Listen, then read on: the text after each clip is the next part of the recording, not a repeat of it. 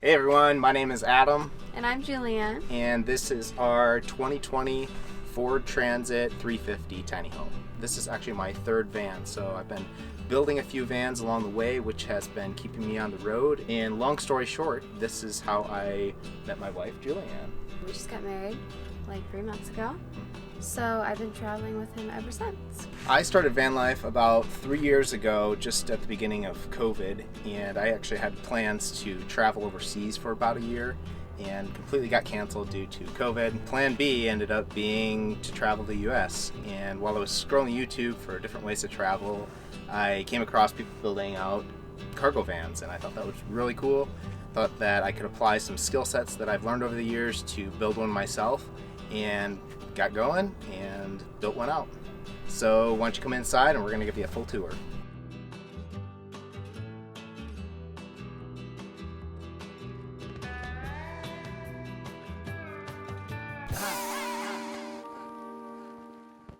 I'm Nate Murphy, and I have literally just bought this van to show you how to build a van.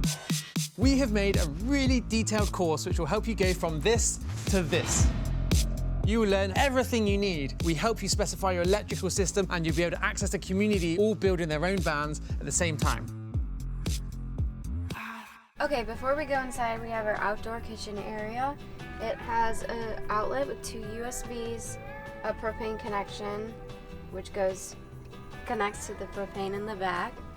And then we have our faucet, which gets hot or cold water and can also have a garden hose hookup. This is part of our indoor dinette, which we can take outside and make some outdoor seating as well. An outdoor table.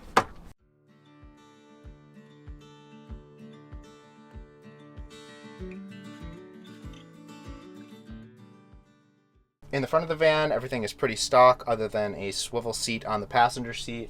And then we keep our guitar and the window visor kind of honestly just bungee cord up in this front section here.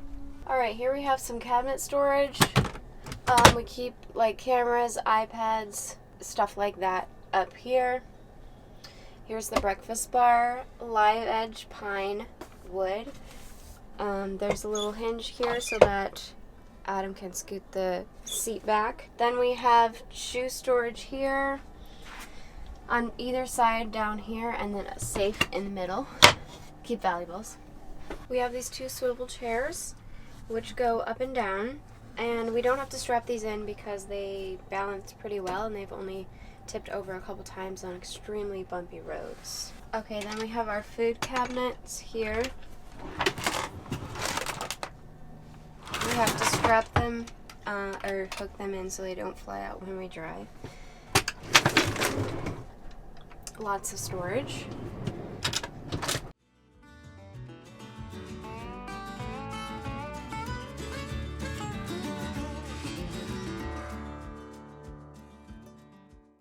All right, moving back, this is our convertible shower. So when I built this, I really wanted to come up with a shower that wouldn't waste a lot of space. So this has really worked out well for that. We pack a lot in this little area, and I'll show you how it converts now. So all you have to do is take out these 2 little shelf pins which hold the bottom of this cabinet up. So you move this down, open the doors beneath, lift up the countertop, which is also on a hinge, and then you can let the curtain fall down, which was hidden up in this cabinet. After that, all you have to do is open the top here, and you might be able to see the shower head and the valve, which is located on the top. And then all you have to do is hook the curtain around in these hooks. And down below, there's a shower pan which drains into our gray water tank. And we have the fan right up above to help with getting steam out when the water is going. And that's about it. It's pretty small in there, but it gets the job done, and it doesn't waste a lot of space in the van. So to put the shower away, it's a pretty easy process. We just let the curtain dry out, tuck it up, put the lid down, grab the shelf pins,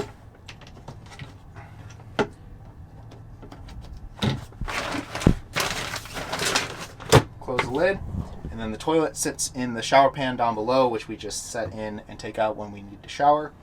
And close it all up, and all done. Alright, moving back once again, this is just a tall cabinet right here. So we have hanging storage in here for clothes, a shelf up top, and then we put the controls for the water heater, the diesel heater, and our battery monitor in here so that any lights are hidden in the cabinet and doesn't bother us at night. Up above, this shelf can actually be taken out, and that way you could store a snowboard in here if you needed to, or any tall items that wouldn't fit in with the shelf in place. Down below here is a step to help get up on the bed, but it's also a little storage area. Just keep a bunch of random stuff in there. That's also where you can reach in to drain the water tank if needed, and also pressurize the system to winterize it. Next we have our kitchen area. Here's our cabinet space up here. This is kind of miscellaneous. So we made this little buddy board. I did the painting, and we like to have our friends, old and new, sign when they visit us on our travels and drop a note for us. It's really nice. This one is toiletries and all that. And then these two right here are like dishes up there, and then cooking supplies in this one.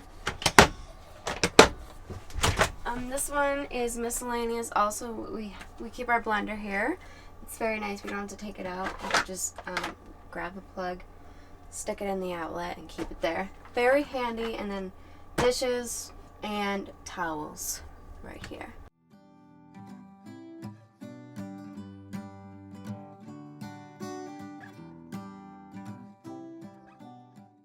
Alright, now we have the counter space here. Our sink is a little bit small, but we try and do dishes so it doesn't pile up, like after every meal. And then this is our fridge and freezer right here with counter space on top. These are walnut counters, and they're attached to the fridge and freezer. So here's our freezer and our fridge. We can still use like the counter space when we open the fridge. We can still use that and shift stuff around. And we can fit about 1.5 weeks of food in our fridge at a time. So it's pretty good for us. Alright, then we have our stove and oven here. 3 burners. A little oven here. And it's a propane stove. Right here we have, these holes are a vent for our fridge so it doesn't overheat the wall, and then we have a remote control for the lights, and then a switch for the water pump right here. Also, that table I showed you at the beginning, you can put it right here.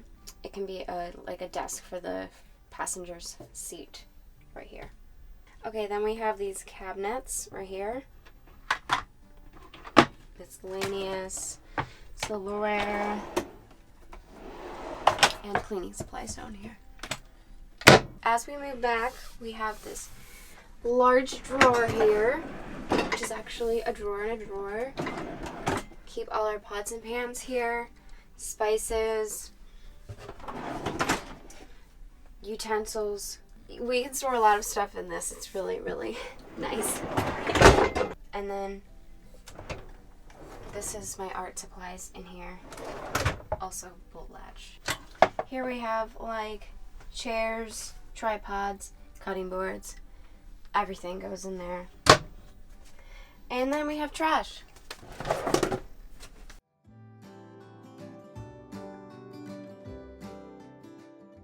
Moving to the back of the van, this is our bed and dinette area. So when I designed this van, I really was hoping to be able to fit the bed to be able to sleep this way in order to save space in the front of the van for other components in the build. The dimensions from headboard to footboard here is about 6 foot 4 inches, so it's just enough space for us to be able to sleep perpendicular to the van. Up here we have basically closed storage. This is where I keep most of mine. Julianne keeps most of hers in this back one.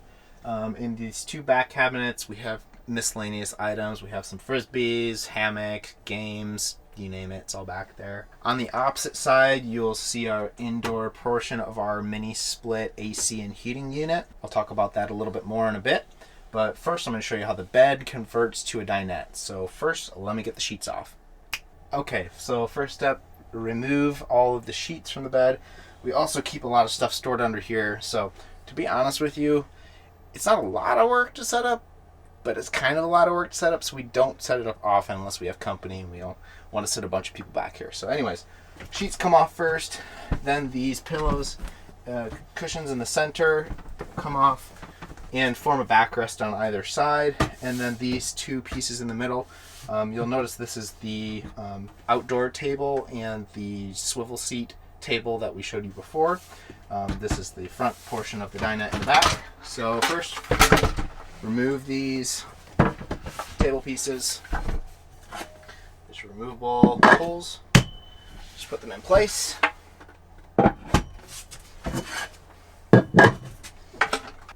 So then there's two little draw hasp latches which hold the two sections together and make it nice and sturdy.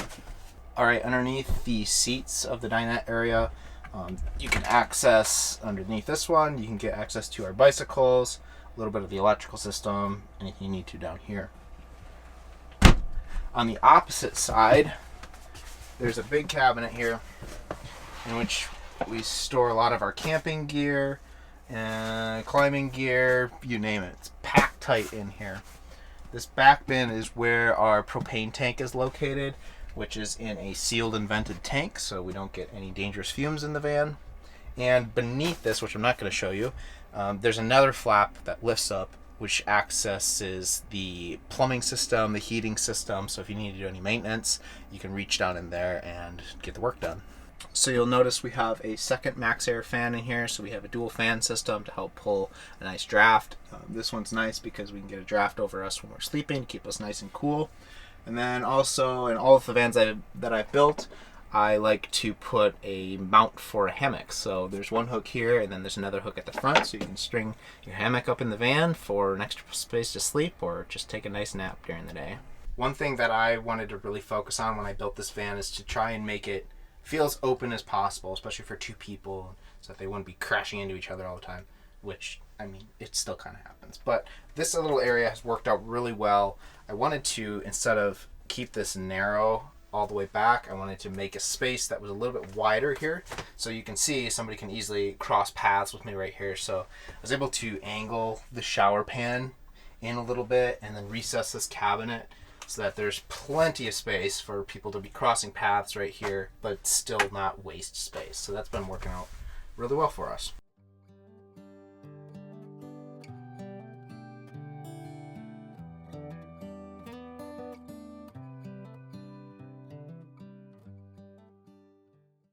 Here's our garage. So we keep our paddleboard right here.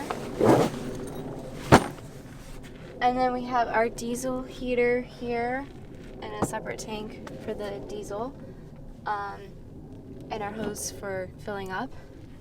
And then behind here is our water tank. It's 40 gallons, which has been really nice for us. Showers and washing dishes, all that. It lasts us about a week and a half. Then here we have supplies for our bikes, cleaning supplies, tools. And then there's this drawer, which is tools. On the right side of the van, this is our bike storage. So this was something that I also wanted to try when I was building it, because I haven't really seen somebody do a dinette with bike storage underneath, and I just really thought it'd be important to have bikes inside of the van so they don't get stolen, so they don't get dirty, since bikes are a big investment. So I was able to make it work with the dinette and two bikes. It's very tight, but you'll see that I have it on drawer slides, so bikes pull all the way out, making them very easy to take off and put away. Really, the only thing I had to do is remove my pedal every time I put it away, otherwise it will hit the side of the van. Tucked against the wall is our electrical system. We have 200 amp hours of lithium battery. We have a 2000 watt inverter, and pretty basic setup, but it works really well for us. So inside the van, we showed you the indoor portion of our mini split. So you'll see that the lines, the refrigerant lines, and the power lines run right up here. And then the drain tube for the condenser is right here. I was able to find some flexible refrigerant lines, so you'll see that these just flex with the door as it opens, and the mini split is mounted on the outside of this, and I came up with a design so that it's really integrated with the structural parts of the door, so that the mini split is very, very sturdy back there. So you'll see I just used wall mounting brackets to keep this mini split up here. It's just high enough so that you don't hit your head on it. And as you can see, it's very sturdy against the van. This thing is very efficient energy-wise and extremely quiet. I know a lot of the rooftop AC units are quite loud, but this thing you can barely even hear when it's running. We've been able to power the mini split system off of our 200 amp hours overnight. Now, we can't use it during the day if we're not plugged into shore power, but it's efficient enough that we can run it overnight to keep us cool.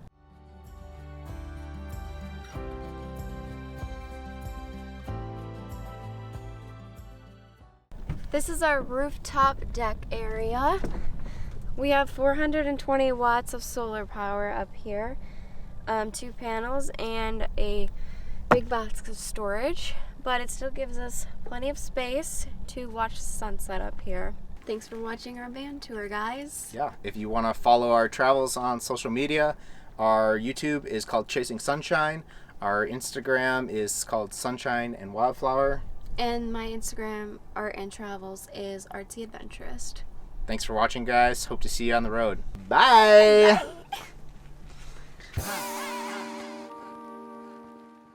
You may have noticed that you can buy our ebook. Our ebook shows you how to build a van conversion. It has 190 pages of text, diagram, and images showing you various options of various systems. It also comes with 25 videos that show you hands-on how to do many parts of building a van. Also, coming out soon, we have a course. The course releases in December, and if you sign up now, you get early access and a discount. The course is really in depth. It shows you everything from how to use basic tools all the way through to doing your gas, your water, and your electric installation. Not only that, but within the course, we support you hands-on in making your electrical specification. And you get to join a community of like-minded van builders who are building their vans at exactly the same time. Follow the links to find out more, and thanks for watching.